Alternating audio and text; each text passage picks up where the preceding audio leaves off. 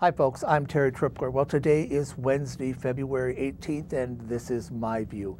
Last week, the passenger rights movement was in Washington, D.C., testifying before the House Aviation Subcommittee. And in the transcript, the handout is transcript, one area says, we had reports from airline staff that airlines often move their planes away from their gates, knowing that long tarmac delays are inevitable, so they can load other scheduled planes from those same gates. And boy, I'll tell you, they're absolutely correct, because that is what does happen.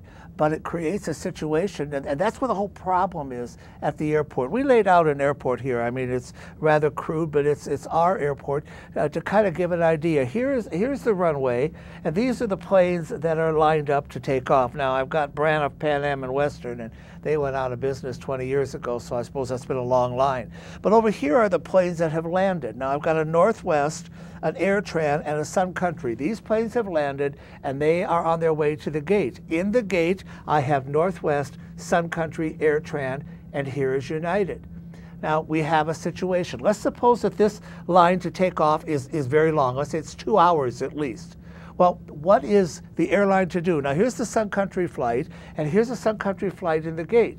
Is Sun Country going to back this plane out, knowing that it's going to be a long time in line to take off, and move this plane in here to deplane its passengers? That would move AirTran and Northwest up. Now, if they do that, these people are going to sit on the plane at least 2 hours. We're saying that it's a 2-hour departure time, or 2 hours to get in line. And Sun Country knows that it's 2 hours, so they have to move their people. Or do we not do that, and we leave the plane sit here, we leave this airplane at the gate? Now, these people are going to wait 2 hours to deplane. So we run into a real tough situation. And what is the answer? Folks, I really don't know.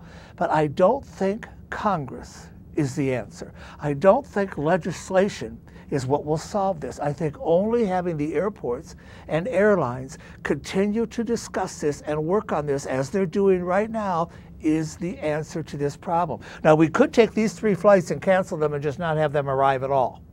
Then we wouldn't have a problem here.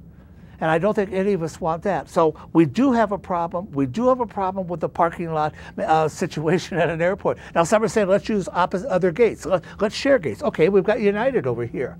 Let's take this United flight, back this out, again, knowing full well it's going to be at least 2 hours before they take off, but then we can move this Sun Country plane over here. Same difference, it's just different airplanes. Either way, somebody's going to wait. And folks, I know you don't want to wait, and I don't want to wait, and I'd be very unhappy waiting. Again, they're working on it. I don't know when they're going to solve it or what the answer is, but I do believe Congress is not the answer. I'm Terry Tripler, and that's my view.